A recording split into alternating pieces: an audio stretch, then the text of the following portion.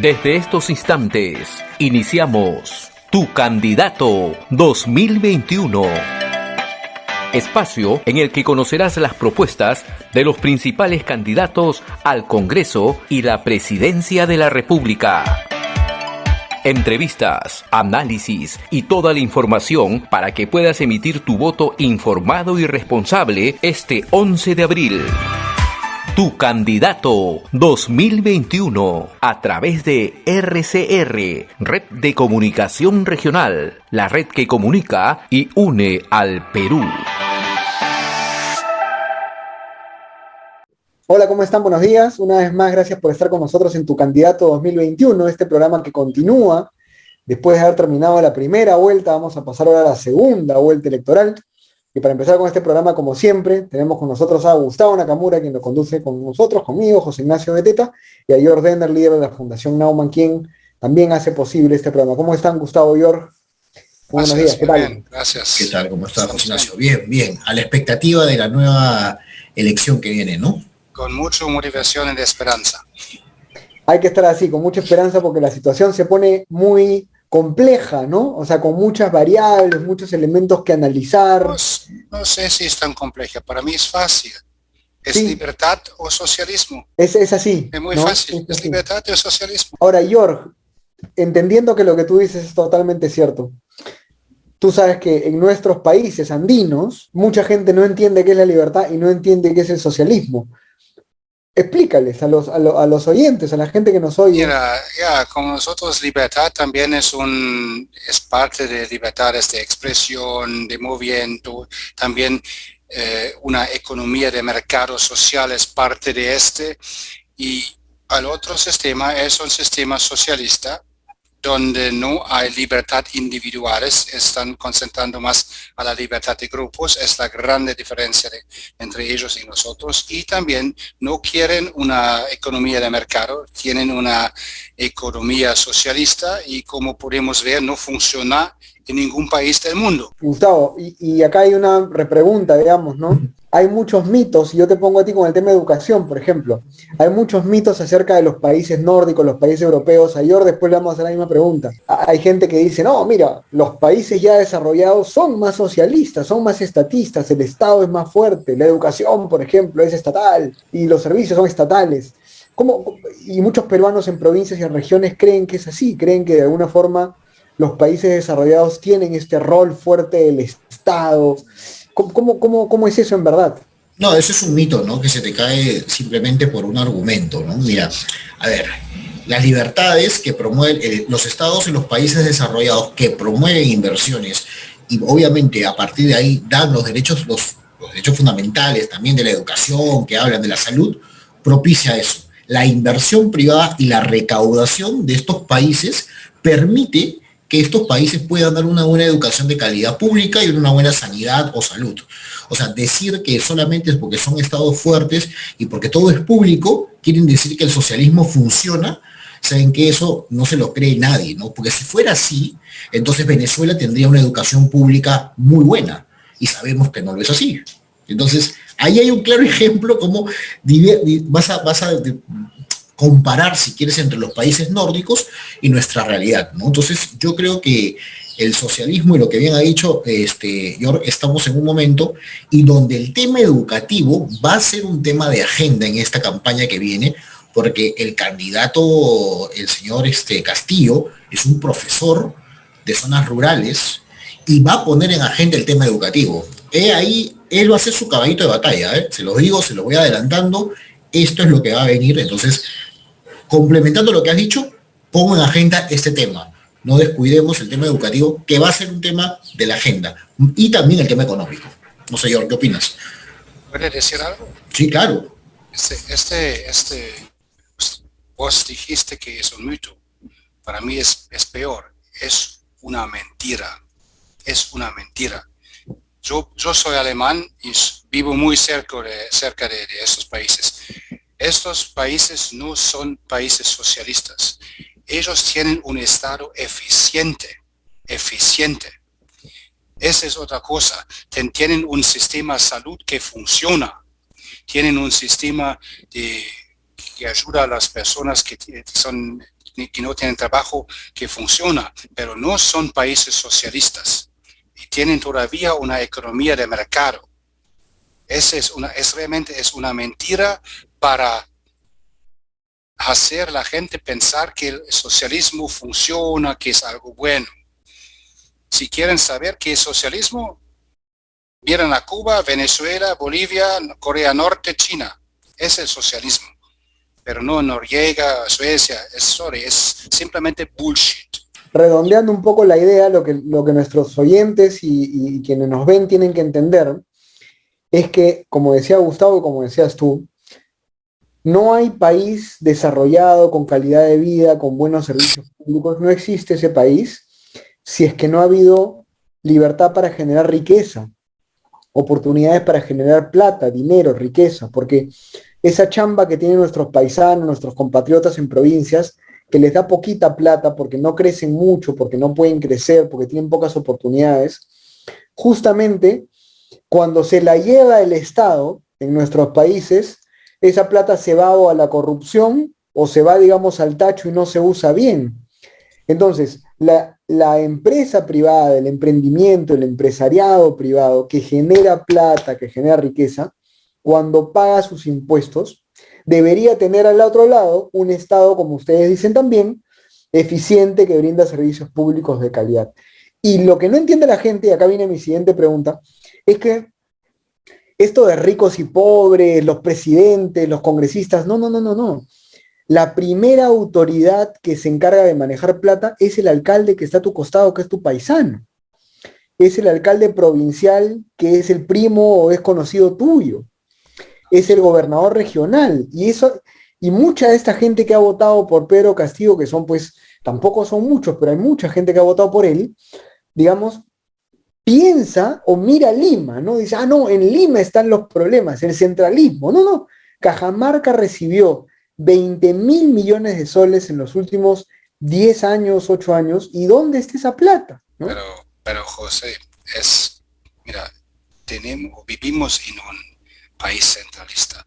Lo que necesitamos es una descentralización o un federalismo fiscal, porque si llega la plata a la provincia, no solamente llega al gobernador, no, el gobierno, el Congreso o el Parlamento en estas provincias también tienen que controlar y monitorar dónde va la plata. Ese es un federalismo fiscal. Falta acá. La plata llega al gobernador y él hace o no hace nada. Ese es el problema acá. No hay un control. Mira, yo creo que aparte del tema del socialismo y de la libertad que han tocado, hay un tema importante, ¿no? Y voy a irme un poquito más al centro, ¿ya? Voy a alejarme un poquito de York para que la gente entienda. Yo los entiendo yo que hay una desconfianza y hay una sensación de muchos de la población que ha votado por este candidato, y abiertamente nosotros, en mi caso, yo no estoy de acuerdo con su está totalmente libre de poder ser elegido, pero particularmente no creo en su doctrina. Pero también entiendo a la gran población o a un grupo de la población que se ha acercado a él, por una simple y llana razón. Bueno, murió su padre, murió su madre, como yo digo, murió su hermano, y el Estado no estuvo presente. Pero ojo, es un Estado que en los últimos 20 años, de repente, o 10 años se olvidaron de ellos. Yo no les entiendo. Pero lo que tienen hasta ahora, o lo poco que tienen, se debe a los gran cambios que se pudo dar en su momento, ¿sí? Y al régimen económico que tenemos actualmente. Seguramente necesitamos mejorar, pero no es irnos al otro lado, porque al otro lado lo que vamos a encontrar es lo que ya sabemos nosotros acá en Lima y en varias partes de las regiones del Perú, varios compatriotas, no compatriotas, sino compañeros de Sudamérica, venezolanos, ¿no? Y esa es la clara realidad. O sea, yo la verdad, en ese sentido, sí es cierto el tema de las libertades y el socialismo, pero veamos el día a día. Simplemente la gente tiene que entender que ¿qué queremos? ¿Queremos un gobierno papá o queremos un gobierno que promueva inversión y que nosotros podamos generar riquezas? Es así de simple. Sí, claro. Ahí la desventaja que tenemos y que yo creo que la gente entiende, nuestros oyentes también lo entienden, es que al peruano, y van a estar en contra de lo que voy a decir y justamente por eso es bueno decirlo, a muchos peruanos les gusta el gobierno papá, pues. Entonces, como les gusta el papá gobierno que les resuelve los problemas, porque obviamente han tenido muchas carencias, entonces más fácil es pensar, creer que alguien te va a regalar las cosas cuando eso es falso. Y ahí está la gran verdad que hay que fortalecer con todas las personas que le creyeron a Castillo, porque hay mucha gente que ya le creyó a Castillo. O sea, que ha creído en lo que Castillo ha dicho. Castillo ha dicho, los pobres nunca han sido escuchados, yo los voy a atender. Castillo ha dicho, los ricos se quedan con mucha plata, ¿no es cierto? Y esa plata debería quedarse en el Perú, en el Estado. Castillo ha dicho varias cosas y la gente ya le creyó. Lo que hay que decirle a esta gente es que todas esas cosas que Pedro Castillo ha dicho, primero tiene que probarlas. O sea, primero tiene que decir cómo es que sus ideas, sus supuestas soluciones realmente van a hacer que los problemas de la gente tengan una respuesta, porque como ustedes bien dicen, los países en donde el Estado ha crecido y ha sido más grande, más fuerte, con mucha plata, una de dos, o era porque tenían muchas empresas, muchos emprendedores que pagaban impuestos, o era porque eran muy eficientes. Si no, eran estados corruptos. Si no, fíjense, recuerden ustedes a la esposa de Chávez, a las hijas de Hugo Chávez, ¿no? Con millonarias, con casas, carros y propiedades en Miami, ¿no? Y toda la cúpula de Venezuela repartiendo plata y lujos, ¿no? Por todos lados. Entonces es muy fácil creer en cuentos bonitos, pero ahí está la clave en lo que tú dices, Gustavo, que es la libertad para poder hacer que tu negocio crezca, para poder dar más trabajo, para poder crecer. Y por eso es que vamos a tener un invitado ahora interesante después que nos va a hablar justamente de esto, de cómo piensan los emprendedores, los empresarios, ¿no es cierto? ¿Cuál es la perspectiva de las pequeñas empresas para esta segunda vuelta, ¿no? Pero entonces, gracias por sus comentarios iniciales. Vamos a una pausa y regresamos con tu candidato 2021. Volvemos en unos segundos. Ya retornamos con tu candidato 2021.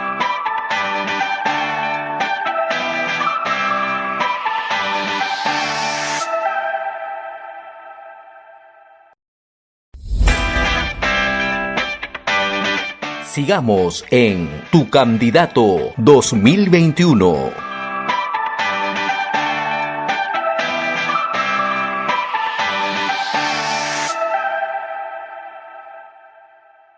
Hola, regresamos entonces con Tu Candidato 2021 después de la pausa.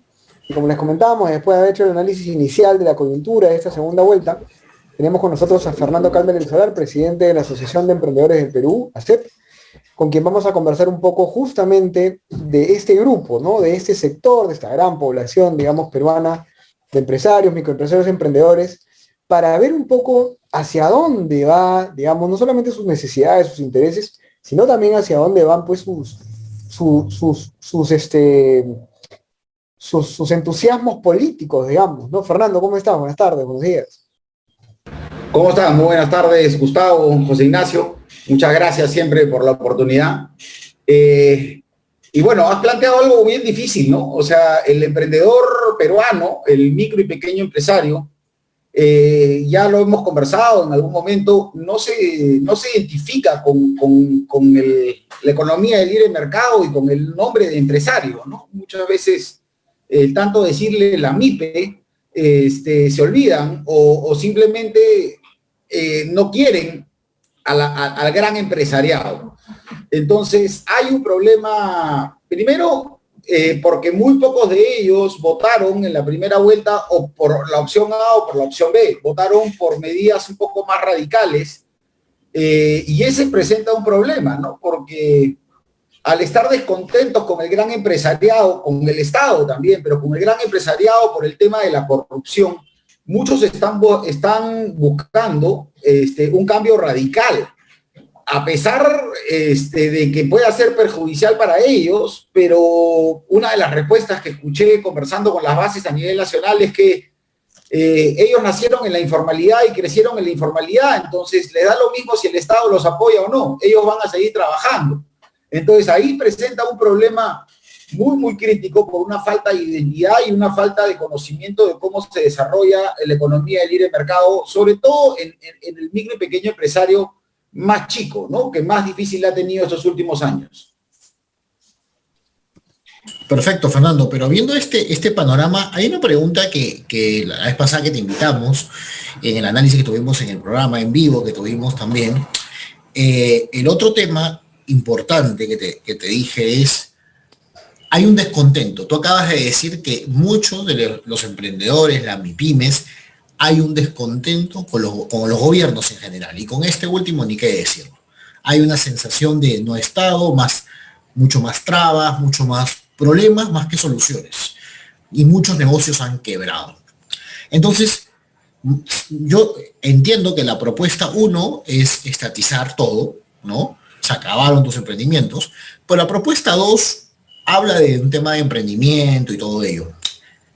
¿Qué tienen que hacer desde tu punto de vista? O sea, ¿qué tienen que hacer para que realmente estos emprendedores, estas MIPYMES, puedan surgir? Porque, te lo digo, no creo que haya mucha expertise en uno u otro lado. Puede ser que en uno más que otro, pero creo que tú tienes un termómetro real de lo que está pasando en los emprendedores y podrías decir qué es lo primero que hay que hacer.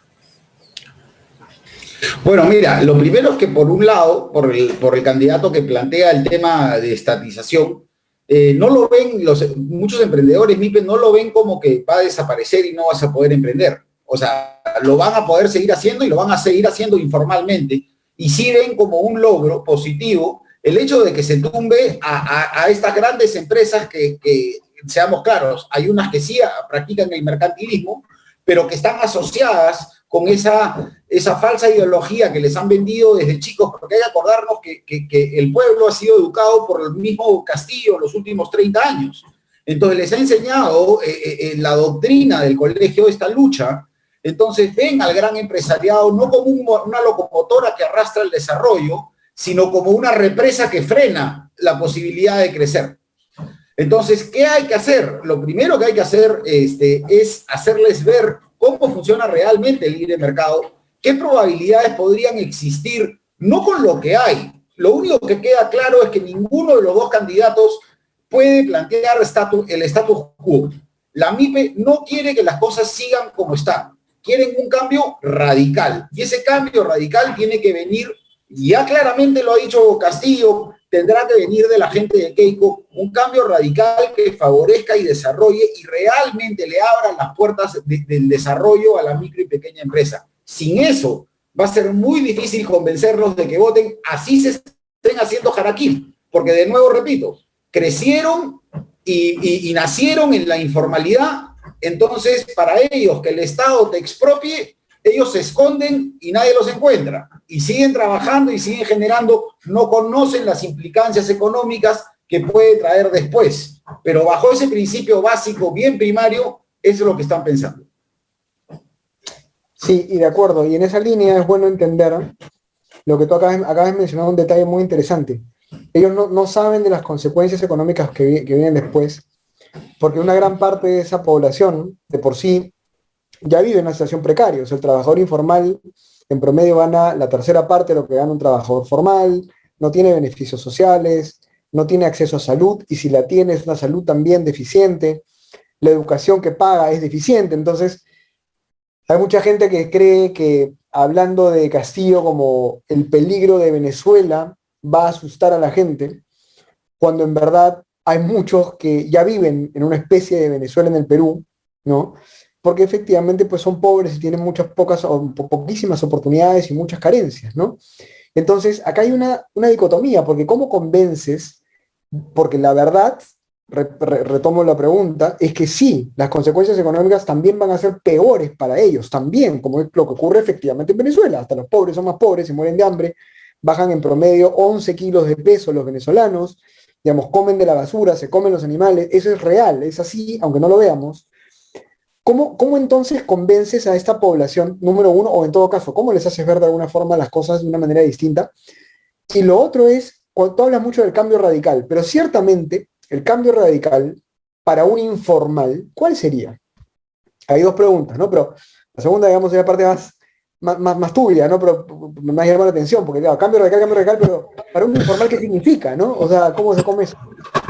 Mira, la primera, efectivamente, las implicancias económicas que vienen más allá no las ven, y esa es la gran ventaja de los gobiernos socialistas, leninistas, marxistas, que para cuando la población se da cuenta de que ya realmente explotó todo, porque a ellos no los expropian los primeros 5 años, ya el presidente está reelecto, ya cambió la constitución y ya se quedó 15, 20 años. Ecuador se ha salvado con las justas después de 15 años y Bolivia, que por un momento pensamos que había sacado la cabeza, ha vuelto. Entonces, el problema es ese. Ellos están en un status quo, como dices tú, no tienen salud, no tienen educación, todos lo están pagando privado, no tienen agua, han tenido que invadir muchos los terrenos en los que trabajan, en donde están sus casas. Ellos ya vivieron esta Venezuela, mientras que el Perú crecía, ellos la hacían por el costado a su manera. Entonces, ¿qué tiene que implicar un cambio radical? Lo primero es que un Estado que funcione, un Estado presente, o sea, es una cosa muy, muy compleja, pero también muy simple a la vez. En el momento que las personas vean que en todos los barrios se instala una posta médica decente, una comisaría, un cuartel de bomberos, la gente empieza a sentir del Estado. Una oficina del Banco de la Nación y para hacer todos los trámites. Y eso, aunque no lo crean, es relativamente sencillo, porque se puede, eso ya es mi experiencia como arquitecto, se trabaja con los contenedores con los que se hacen los campamentos mineros y en 3 meses tienes presencia del Estado en todo el país. Eso los ayudaría muchísimo a empezar a confiar en un Estado que se acerca. Pero después viene lo más importante, un Estado que los deje trabajar. No se puede seguir haciendo, se tienen que eliminar todas estas normas burocráticas que están hechas para que la gran empresa se friegue o para que la gran empresa gane y que el MIPE las ve hacia arriba y no sabe ni siquiera por dónde empezar a cumplirlas. Entonces, tiene que haber un desarrollo. La MIPE no está buscando regalos, no está buscando plata gratis. Eso inclusive les molesta porque saben que de alguna manera va a salir de sus bolsillos.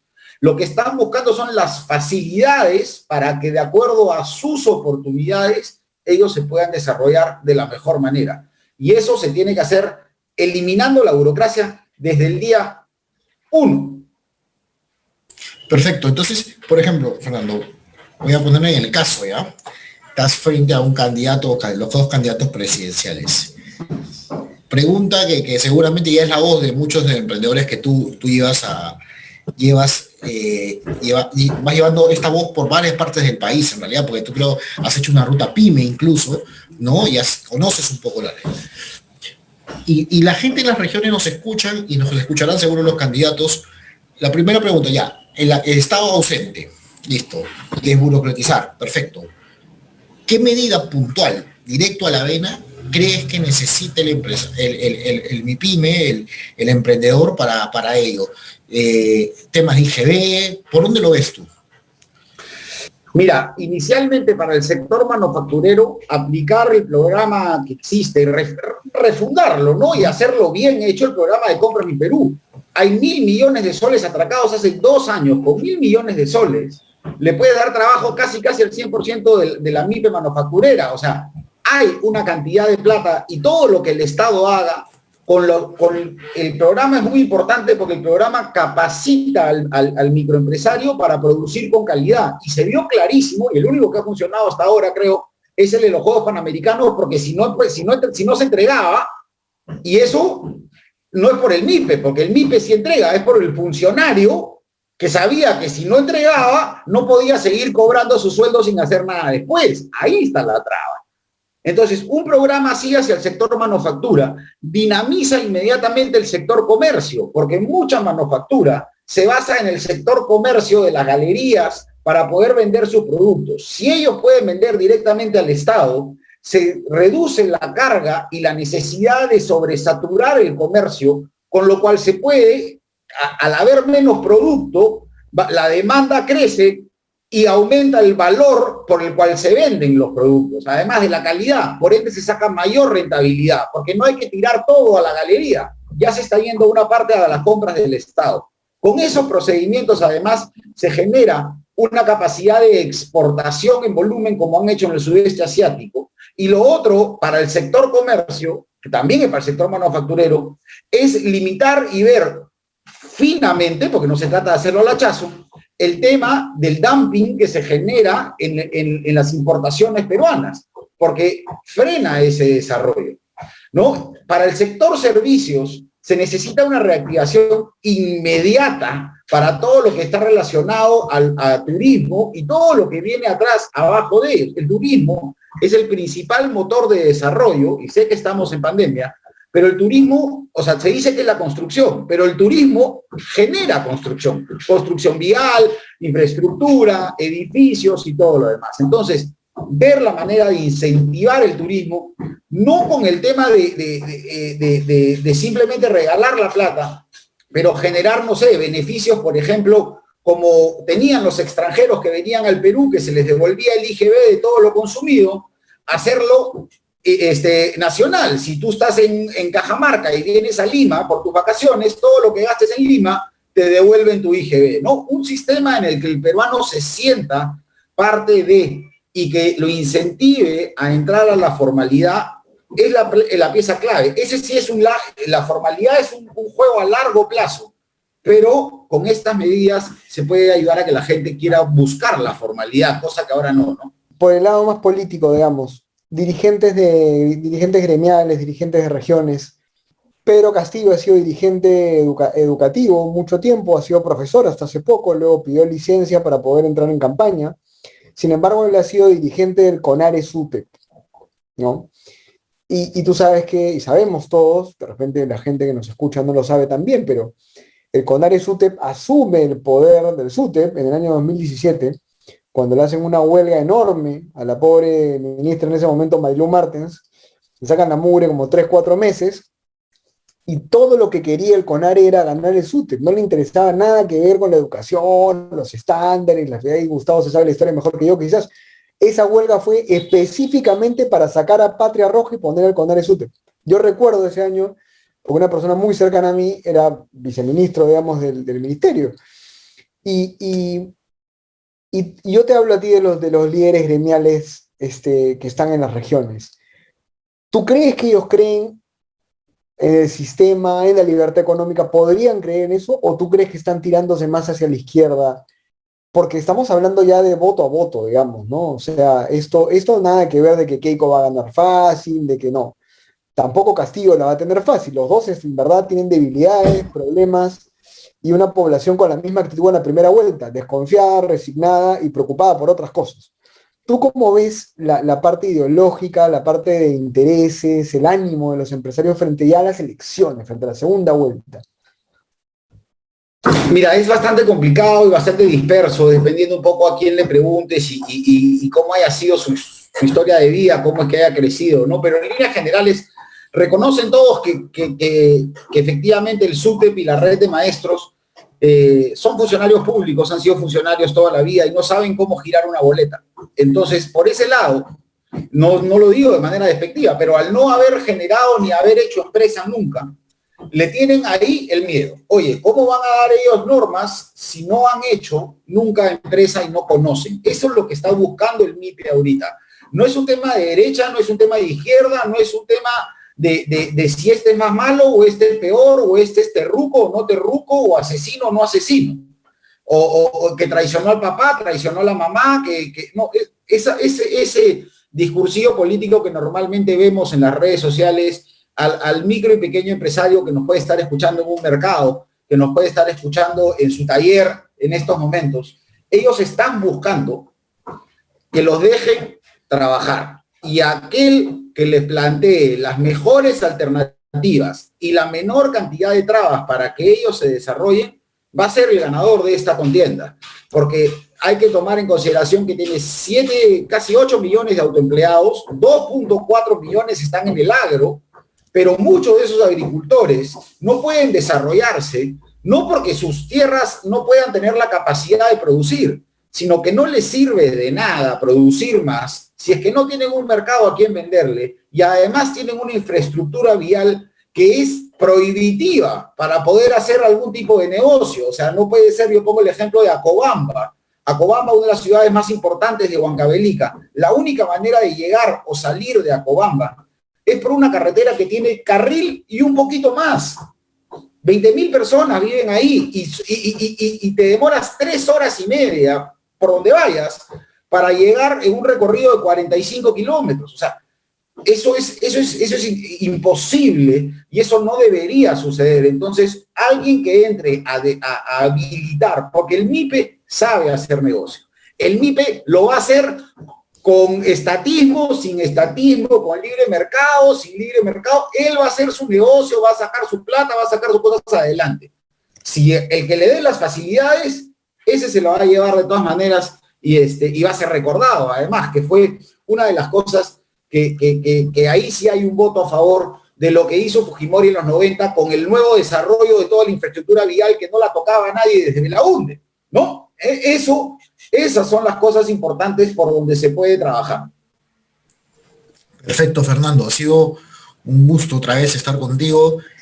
Te vamos a seguir llamando porque vamos a tener ya sorpresas, ¿no? También, ya vienen las sorpresas también para que Fernando se sume al programa y a otros espacios, porque lo que necesitamos es justamente llevar las ideas, que la gente entienda y que la gente también sea escuchada, ¿no? Que sea escuchada. Y ya, por eso, ya adelanto las sorpresas, después ya lo diremos.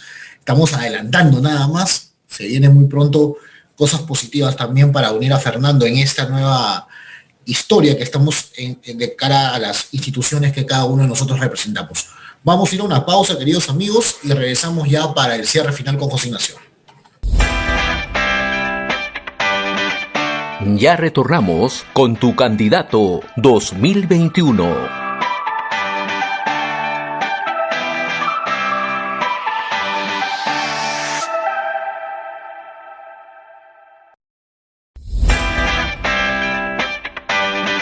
Sigamos en Tu Candidato 2021.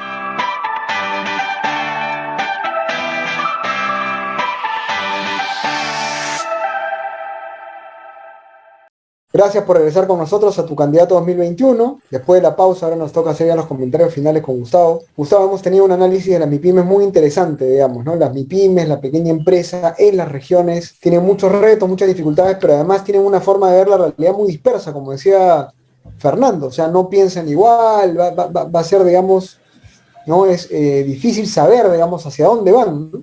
¿Qué opiniones te genera a ti esta conversación que hemos tenido con él?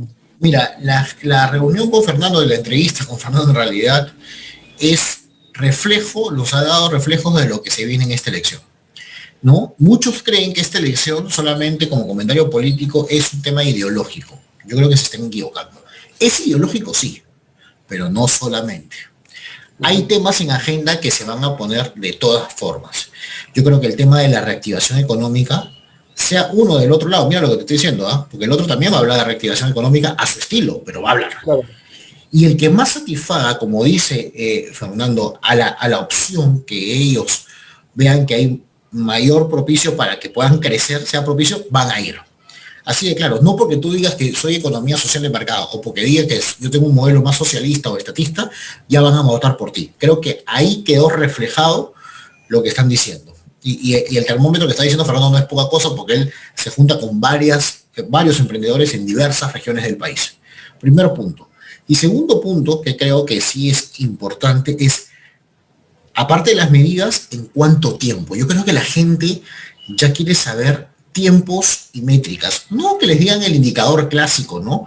En tanto porcentaje, no, eso no quieren saber. Eso quieren saber cuándo va a llegar. Por ejemplo, en el caso de las vacunas, ya, dime cuándo llegarían. No me te afloro que sí firmo, que no firmo. O sea, ya la gente se cansó de eso y la gente ya no es tonta, yo creo. Entonces creo yo que es una lucha, es una campaña que va a ser una lucha sí ideológica, pero también con medidas concretas en el sector económico, en el sector salud, y Pedro Castillo, estoy completamente seguro, va a poner en agenda el tema educativo, que es su tema. Entonces, son esos tres ejes, ¿ah? El resto va a pasar desapercibido, yo creo. Dentro de economía va a entrar minería, exportaciones, todo eso, ¿no? Y el tema tema de seguridad ciudadana y el interior va a estar muy por debajo todavía en temas de discusión. Creo que para mí esos son los tres ejes y en esos tres niveles se va a manejar la campaña y lo que se viene ahora. Sí, tienes razón. Yo más bien ya pasando al tema de Keiko Fujimori, que no lo hemos abordado tanto, yo sí creo que así como muchos de los que nos escuchan y ven este programa están todavía pensando, digamos, en quién votar, están pensando, mira, Castillo, porque me es más cercano, porque me es más familiar seguramente, o Keiko, que ojo, Keiko tiene muy buen alcance también en zonas rurales, en las regiones, en general ha tenido muy buena pegada también.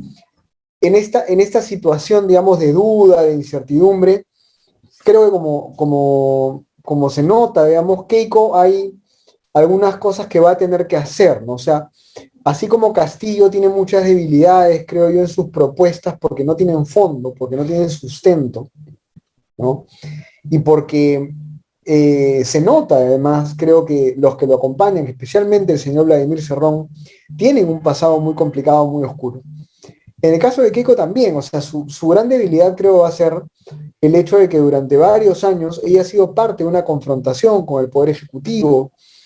Entonces, claro, lo primero que va a tener que hacer Keiko Fujimori, además de lo que tú te planteas, que es ya las propuestas más concretas y las agendas y los debates, le vendría bien a la señora Keiko Fujimori hacer una especie de mea culpa, de disculpas, por algunos elementos en los cuales probablemente ella no tenga toda la responsabilidad, pero digamos, hay un sector de la población que espera eso y que podría sentirse más seguro si es que ella dice, mira, esto pasó antes, yo me disculpo, aunque no haya sido toda mi responsabilidad, esto ya no va a pasar.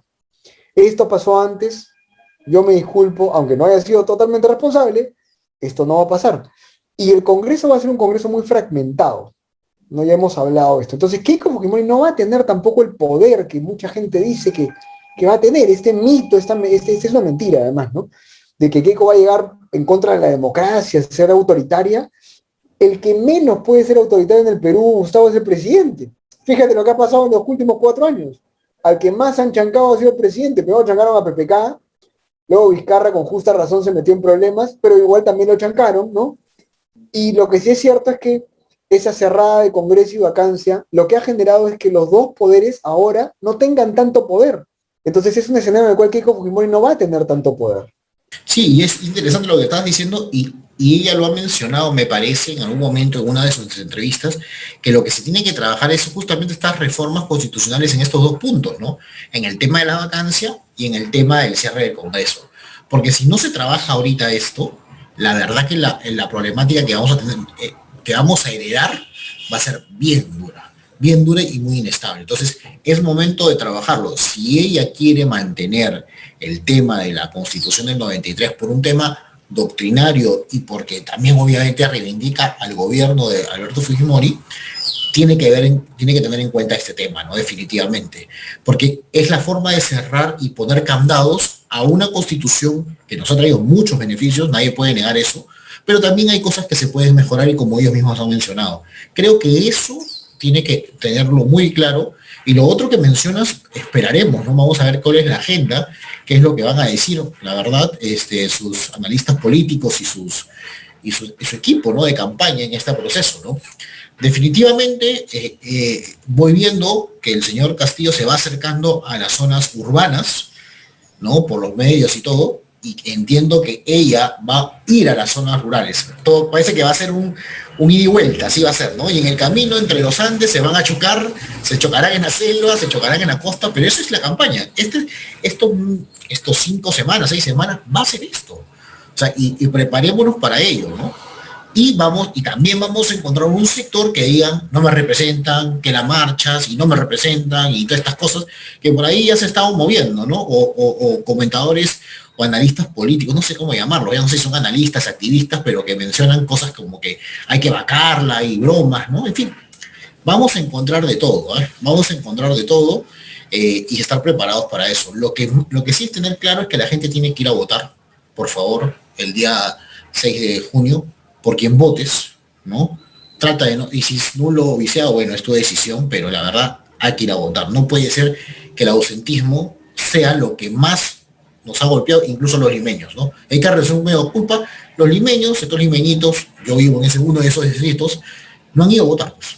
Y yo lo noté porque yo he ido a votar y no había colas, ¿no? La gente estaba en la playa. Era muy notorio que no había gente en las colas. Exacto. Y sí, es verdad, han habido casi 7 millones de ausentes, con lo cual lo más probable es que 2 millones o 3 millones de personas sí voten en la segunda vuelta, por lo menos 3 millones.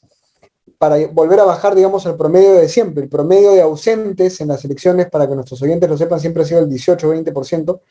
Esta vez pasó el 30%, llegamos al 30-31%. Entonces, significa que hay 2.5 millones de personas que van a tener que ir a votar en la segunda vuelta.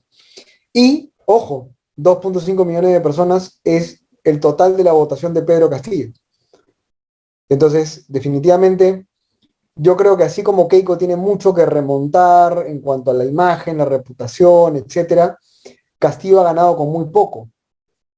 Y no le garantiza nada esos 2.6 millones de votos que tiene frente a un universo de aproximadamente 15-16 millones de votantes, ¿no? Entonces, si ven, o sea, las estadísticas tampoco mienten. O sea, uno podría decir, bueno, Keiko no la tiene fácil. Yo creo que Castillo la tiene igual de difícil en términos estadísticos, porque la mayoría de votantes en el Perú son votantes de centro. Son votantes que van a querer irse al centro, no a los extremos. Y Keiko ya está en el centro desde la primera vuelta, ¿no? Por más que algunos la quieran poner a la derecha, Keiko está en el centro de la derecha, pero está en el centro. Mientras que Castillo ha dicho claramente que él no se va a mover, digamos, de su plan, de sus ideas, que no va a haber hoja de ruta, ¿no? Con lo cual se sigue quedando con ese bolsón de 1.8 o 2 millones de personas, pero vamos a ver cómo hace para alcanzar a esos otros 3, 4 millones o 5 que necesita para ganar. La va a tener muy difícil también, ¿no? Totalmente, ambos la tienen difícil, con diferentes panoramas, tienen que trabajar y escuchar sus propuestas, y desde acá este espacio vamos a invitar, ¿no? Obviamente a sus jefes de planes de gobierno, a sus voceros en algunos temas importantes, para escucharlos, y también invitaremos obviamente a los congresistas electos, porque nosotros hemos entrevistado a algunos que ya hoy por hoy son congresistas, ¿no? Así que nada, esperemos invitar a varios de ellos y escucharlos. Ya fueron electos y ahora qué van a llevar al Congreso, ¿no? Vamos a hacer un mini pleno también, a ver, acá en el programa. Definitivamente. Bueno, listo. Lo dejamos ahí. Muchas gracias a todos los que nos han acompañado hoy día en Tu Candidato 2021. Gracias por estar con nosotros como siempre y nos vemos la próxima semana. Hemos presentado Tu Candidato 2021.